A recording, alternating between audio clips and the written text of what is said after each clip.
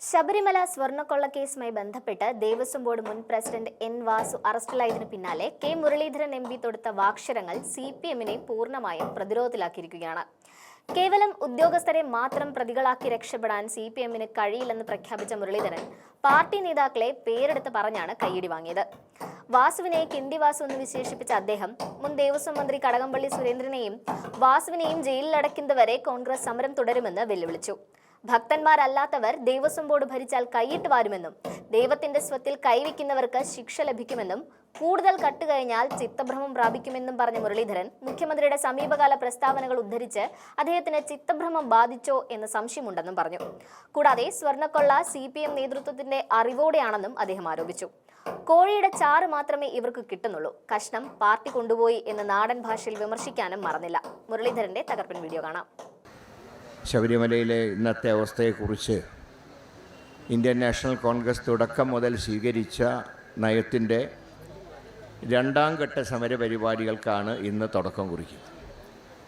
KPCC ചുമതലപ്പെടുത്തിയ അനുസരിച്ച് 4 മേഖല വിശ്വാസ സംരക്ഷണ ജാഥകൾ സംഘടിപ്പിച്ചപ്പോൾ ഒരു ജാഥയുടെ ചുമതല എന്നെയാണ് പാർട്ടി ഏൽപ്പിച്ചത്.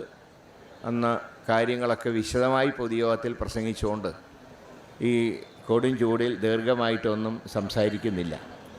പക്ഷെ ഒരു കാര്യം അടിവരയിട്ട് പറയുന്നത്, നമ്മുടെ കിണ്ടി വാസുവിനെ അറസ്റ്റ് ചെയ്തുകൊണ്ട് മാത്രം ഈ ചാപ്റ്റർ അവസാനിക്കുന്നില്ല.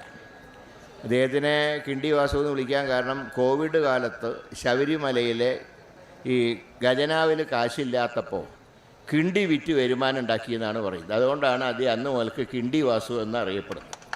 അപ്പോൾ ആ കിണ്ടി വാസുവിനെ മാത്രം അറസ്റ്റ് ചെയ്താൽ പോരാ, അദ്ദേഹത്തിനോടൊപ്പമുള്ള ദേവസ്വം ബോർഡ് അംഗങ്ങളെ അറസ്റ്റ് ചെയ്യണം. അതിന് മുമ്പുണ്ടായിരുന്ന ഭരണസമിതി അറസ്റ്റ് ചെയ്യണം. ഇപ്പോൾ കാലാവധി തീർന്ന പ്രശാന്തിൻ്റെ ഭരണസമിതിയെ അറസ്റ്റ് ചെയ്യണം. ഇതിനെല്ലാം പുറമെ നമ്മുടെ വാസവൻ രാജിവെക്കണം, കടകംപള്ളിനെയും വാസവനെയും അകത്താക്കണം. അതുവരെ ഈ സമരം മുന്നോട്ട് പോകും. ഇവിടെ ഉദ്ഘാടകൻ പറഞ്ഞൊരു പോയിൻ്റ് ഞാൻ ഊന്നി പറയാം. ഈ വിശ്വാസികളല്ലാത്തവരെന്തിനാണ് ദേവസ്വം ബോർഡ് ഭരിക്കുന്നത്? ഞാൻ ഈ സന്ദർഭത്തിൽ ഓർക്കുന്നത് മുൻ മുഖ്യമന്ത്രി ശ്രീ C. അച്യുതമേനോൻ. അച്യുതമേനോൻ ഒരിക്കൽ പാർട്ടി യോഗത്തിൽ ചോദിച്ചു അത്രേ, നമ്മൾ കമ്മ്യൂണിസ്റ്റുകാരല്ലേ, നമ്മൾ വിശ്വാസികളല്ലല്ലോ, പിന്നെ എന്തിനാണ് നമ്മുടെ പാർട്ടി ദേവസ്വം ബോർഡിൽ അംഗങ്ങളാവുന്നത്? ഇപ്പോൾ ഒരു ഉദാഹരണം പറഞ്ഞാൽ, നമ്മുടെ മന്ത്രി രാജു ഉണ്ടല്ലോ, പഴയ മന്ത്രി, അദ്ദേഹം നിയമസഭയിൽ അംഗമായിരുന്നപ്പോൾ 2 തവണ ഞാനും അംഗമായി. 2 തവണയും അദ്ദേഹം നിയമസഭയിൽ MLA ആയി സത്യപ്രതിജ്ഞ ചെയ്തത് സഗൗരവമാണ്. മന്ത്രിയായി സത്യപ്രതിജ്ഞ ചെയ്തതും സഗൗരവം. ഇനിയാൾ നാളെ ദേവസ്വം ബോർഡ് മെമ്പറായിട്ട് സത്യപ്രതിജ്ഞ ചെയ്യുമ്പോൾ ദൈവനാമത്തിൽ. അപ്പോൾ അതിൻ്റെ അർത്ഥം എന്താ? MLA ആകുമ്പോൾ സഗൗരവം, ദേവസ്വം ബോർഡ് പ്രസിഡൻ്റ് ആകുമ്പോൾ ദൈവനാമം. അപ്പം തന്നെ കള്ളലക്ഷണമാണ്. അതാണ് പറയുന്നത്, ഭക്തന്മാരല്ലാത്തവർ വന്നാൽ കൈയിട്ട് വാരും. അതിൻ്റെ ഉദാഹരണമാണ് ഇപ്പം നടക്കുന്ന സംഭവങ്ങളൊക്കെ. പക്ഷേ ഒരു കാര്യം മനസ്സിലാക്കേണ്ടത്, ഏത് മതത്തിൽപ്പെട്ടവരാണെങ്കിലും ദൈവത്തിൻ്റെ സ്വത്തിൽ കൈവച്ചോ അതിൻ്റെ തിരിച്ചടി കിട്ടും. അത് കക്കുന്നതനുസരിച്ചായിരിക്കും ശിക്ഷ കിട്ടുക. അല്ലറ ചില്ലറയൊക്കെ കട്ട് കഴിഞ്ഞാൽ കൈക്കോ കാലിനോ പരിക്ക് പറ്റും. കൂടുതൽ കട്ട് കഴിഞ്ഞാൽ ചിലപ്പോൾ കാഴ്ചശക്തി പോവും. വല്ലാതെ കട്ട് കഴിഞ്ഞാൽ ചിത്തഭ്രമം പ്രാപിക്കും. എനിക്ക് നമ്മുടെ മുഖ്യമന്ത്രിയുടെ ചില സ്റ്റേറ്റ്മെൻറ്റ് കാണുമ്പോൾ ഇത് ബാധിച്ചോ എന്ന് ചെറിയ സംശയമുണ്ട്. അതുകൊണ്ടാണല്ലോ അദ്ദേഹം നിയമസഭയിൽ പൊക്കം കുറഞ്ഞതിനെക്കുറിച്ച് പറഞ്ഞല്ലോ, 8.25 അട്ടി വെച്ച പോലെ. ഞാൻ ചോദിക്കട്ടെ, ഇനി ഏതെങ്കിലും പൊക്കം കുറഞ്ഞവരുടെ വോട്ട് ഈ സർക്കാരിന് കിട്ടുമോ, ഈ പാർട്ടിക്ക് കിട്ടുമോ? വേറൊരു MLA പറഞ്ഞു, ഞാനതിൻ്റെ കാര്യത്തിലേക്ക് പോകുന്നില്ല, കാരണം സഹോദരിമാരുള്ളതുകൊണ്ട്. ചില പ്രത്യേക സ്ഥാനങ്ങളിൽ കൈ രണ്ടും നഷ്ടപ്പെട്ടവർക്ക് ചില പ്രത്യേക സ്ഥാനങ്ങളിൽ ഉറുമ്പ് കടിച്ചാൽ അനുഭവിക്കുന്ന പ്രയാസമൊന്നും ഇനി വികലാംഗരുടെ വോട്ടും ഈ സർക്കാരിന് കിട്ടില്ല. അപ്പോൾ ദൈവത്തിനെ തൊട്ടതുകൊണ്ട് ശിക്ഷ കിട്ടിക്കൊണ്ടിരിക്കുകയാണ്. മാത്രമല്ല, മുഖ്യമന്ത്രിക്കാണെങ്കിൽ ഉറങ്ങാനും പറ്റുന്നില്ല. ഒന്നുകിൽ ED-നെ സ്വപ്നം കാണും, അല്ലെങ്കിൽ അമിത്ഷാന് സ്വപ്നം കാണും, അല്ലെങ്കിൽ മോഡിയെ സ്വപ്നം കാണും. ഇതൊക്കെ ഈ കക്കുന്നതിൻ്റെ ദോഷമാണ്, കക്കുന്നതിന് കൂട്ടുന്നതിൻ്റെ ദോഷമാണ്. ഇവരാരും കട്ട മുതൽ അവരുടെ വീട്ടിലേക്കൊന്നും കൊണ്ടുപോയില്ല, ഒക്കെ പാർട്ടീനെ ഏൽപ്പിക്കുന്നുണ്ട്.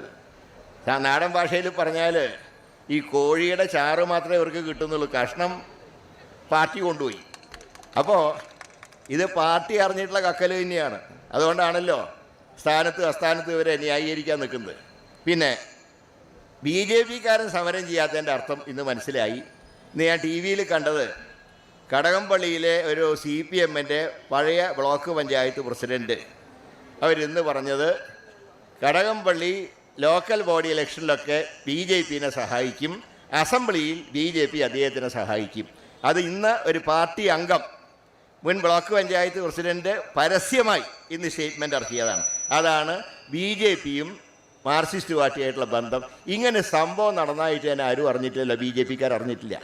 ഇവിടെ ഒരു ദിവസം മഴയത്ത് വന്ന് രാജീവ് ചന്ദ്രശേഖരൻ ഇരുന്നൊന്ന് പോയി. അതല്ലാതെ ഒരു സമരം ശബരിമല വിഷയത്തിൽ നടത്താൻ BJPക്ക് കഴിഞ്ഞിട്ടുണ്ടോ? ഇവരല്ലേ മറ്റേ ഹിന്ദുമതത്തിൻ്റെ ഹോൾസെയിൽ എടുത്തു എന്ന് പറഞ്ഞവർ. ഇനി അവരെയും പറഞ്ഞിട്ട് കാര്യമില്ല. ഞാൻ മറ്റേതിലേക്ക് കടക്കുകയല്ല.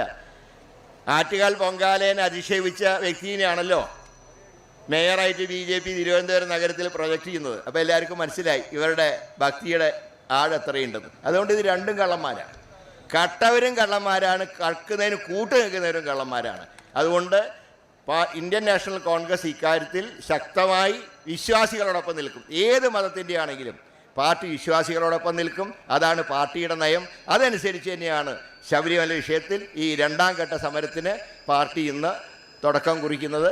ഇതിനെ വിജയിപ്പിക്കാൻ മുന്നോട്ട് വന്ന എല്ലാ പ്രവർത്തകരെയും അഭിവാദ്യം ചെയ്തുകൊണ്ട് ഞാൻ എൻ്റെ വാക്കുകൾ അവസാനിപ്പിക്കുന്നു. ജയ് ഭാരത്.